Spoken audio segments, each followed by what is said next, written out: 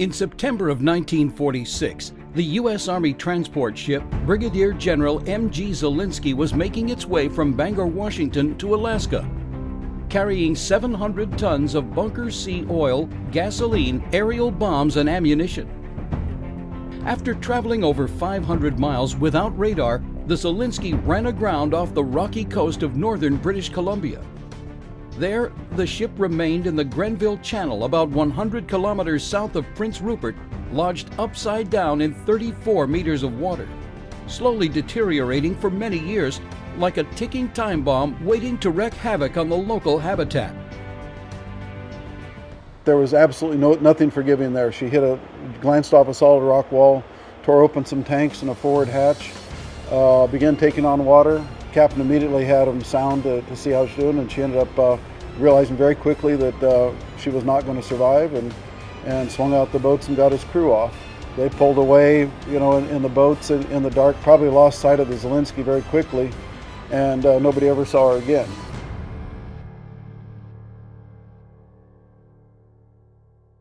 Throughout those years that the Zalinski lay in the channel in the middle of what the First Nations call the Great Bear Rainforest, its deterioration began causing various oil leakages. It's one of the most beautiful places I've ever worked. The constant clouds swirling around amongst the trees and through the mountains and up and down the channels. The divers commented when they got down on the wreck how it was one of the most beautiful diving jobs they'd ever been on, because it's beautiful clear water and all this life around us. These leakages threaten the local environment, which is home to many unique and vital species, including whales and a keystone salmon species which generally sustains grizzly bears, black bears, coastal gray wolves, and the elusive spirit bear, a unique subspecies of black bear which features a white-colored coat and is highly regarded by both First Nations groups as well as the British Columbian government, who named the spirit bear British Columbia's official animal. As early as the 1990s, the Canadian Coast Guard received sporadic reports of oil in the water of the southern Grenville Channel.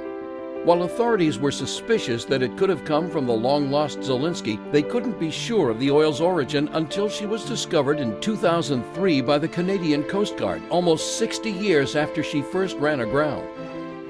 When they started getting these reports and thought, well, it sounds like we've got a leaking wreck, but we don't know what it is.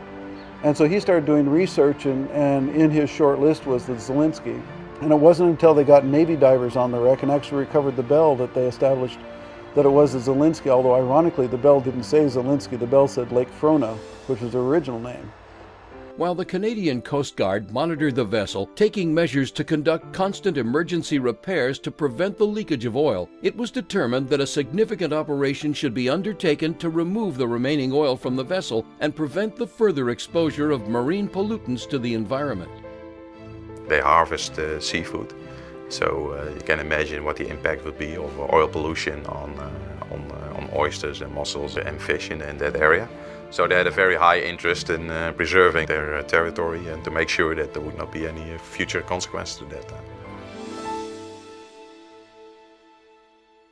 Working with the Canadian Coast Guard, along with feedback from local First Nations groups, Mammoet Salvage Americas was granted the contract in 2013 to remove the ship's remaining fuel from the wreck, using a process known as hot tapping. Several years passed with repeated leaks, and they would take local divers down and basically use underwater epoxy to plug the leaks. Because of the way riveting is done, the rivets end up with a little different composition in the hull, and they were rotting faster than the plating was. And so the rivets were what were leaking oil. So they'd go down and plug these with underwater epoxy, but underwater epoxy proved to not be very effective, and they would start leaking again. So finally the decision was taken to just get the oil out of there. Of course, we did the survey already for the Canadian Coast Guard. After that, there became a public tender, and we put in a proposal, and that proposal was valued as the best and the most cost-effective one. Let's say 90% of all our assets were Canadian, so all the money that they spent on us actually was used to engage local resources. The minute we showed up there, I looked around and said, it's not hard to come up with a reason to take the oil out of this wreck. This is an area worth protecting at almost any cost. Hot tapping is a procedure where holes are drilled into a tank which contains fluids or gases, making a connection that does not interrupt or empty that tank. In doing so, the team is able to pump in clean water and flush out the contaminants without allowing any fluids to leak into the environment. However, in order to do this, first, naval architect Hans Schiet had to locate where the oil was stored within the ship, which proved to be no easy task. Although the naval architect had access to drawings of the ship as it was originally built, those drawings were designed for a coal-fired steamship rather than an oil ship, which the Zalinski was converted to at an unknown time between her manufacture in 1919 and her purchase by the U.S. Army Transportation Corps in 1941. Zalinski was not an oil-fired ship. She was designed to burn coal. And for many years she ran on coal. She was a steamship. And it was the Navy that converted her to oil, but we had no drawings for how they converted her. Using his experience, the naval architect made conclusions about how that conversion was made, where the oil might be stored, and drew up a plan to test drill for the oil. It was basically Hans sitting there staring at it thinking, as a marine architect, as somebody who designed vessels, think, if I were going to convert this ship, how would I do it? While many of the naval architect's predictions were accurate, initial drilling revealed oil in other locations as well, prompting Global Diving, Mammoet's dive contractors on the project, to probe further into the wreckage using a video ray, a small inspection ROV. Unfortunately, a 2.5-meter giant Pacific octopus was as interested in the video ray as the dive team was in locating the ship, and the octopus captured the ROV, hauling it to the furthest corners of the hull. I was talking to one of the divers, a guy named Alan Deaver, and he said, I had an encounter with the octopus days ago. And I said, really? Tell me about this. And he just sort of came up and climbed right up on him, wrapped itself around him. He said it was tentacles. He was feeling at the controls on his helmet and he's checking him out. And I said, well, Alan, so what'd you do? He says, well, I'd like to have played with him, but they pay me to work. So I sort of had to peel him off and kind of push him off to the side. And it was just another kind of friendly, sentient being down there who was watching what we were doing and curious about everything. Serendipitously, recovery efforts led to the discovery that the tank top of the fuel tanks of Zalinski had completely wasted away. The distinct tanks which Schiet believed would be part of the plan for removing the oil were gone, and the bunker fuel which was left was migrating freely into the highest points of the upturned hull. Originally we had anticipated that we could circulate hot water over the tanks, but now with the top of the tank missing, we couldn't do that. So we had to change our method during the operation. Based upon this discovery, the naval architect altered the drilling plan. Test drilling revealed that oil had migrated into many unexpected areas and spread throughout the hull. At this point, Mammoet and Global Diving began hot tapping the hull in multiple locations, with the Coast Guard and Western Canada Marine Response Corporation on hand in case of a spill. Twice a day we had video conferencing with all these different parties across Canada. So Ottawa was kept to speed through live video links, same as an incident command center in Prince Rupert. We had one man there constantly engaged in informing all the various people from the Coast Guard. The process of mapping the proper hot tap locations and installing the connections was the most time-consuming. And once these were in place, the Mammoet and Global Diving team pumped each hot tap point until the oil was mostly flushed out. Then they did a second round, ensuring the visible pump returns showed only trace amounts of oil.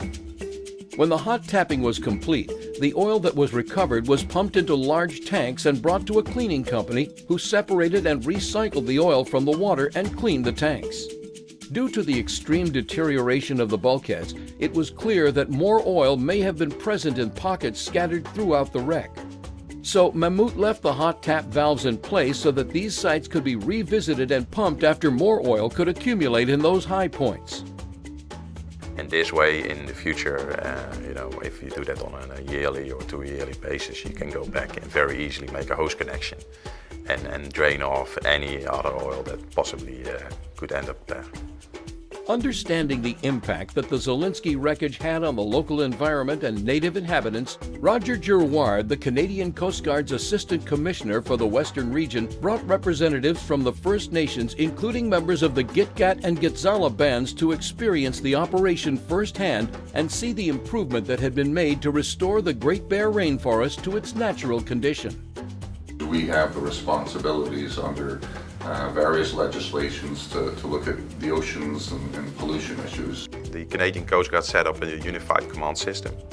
And in the unified command, the First Nation groups, they were represented. They were kept completely up to speed with what was happening on a daily basis, and they could participate in the decision making on what steps to take. Despite difficult conditions, the pollution risk was removed thanks to Mahmoud's efforts. The nice thing about this project is a good example of what we do. We solve problems for governments around the world. We advise governments in solving these complex problems, and that goes from the technical part and the operational part, but also we assist them in dealing with the political part of it. The entire project was done safely, a fact that Mahmoud Salvage, the Canadian Coast Guard, the First Nations, and the marine life of the Grenville Channel can all appreciate. I also developed a pretty close relationship with Roger Girouard, who is the Assistant Commissioner for the Western Region. One of the first statements he made to us was, he said, "Nobody was hurt the night the Zalinski sank, and nobody's going to be hurt getting the oil off it." And you know, that was my philosophy before I heard it from him, but it's very nice to hear that they felt that way too.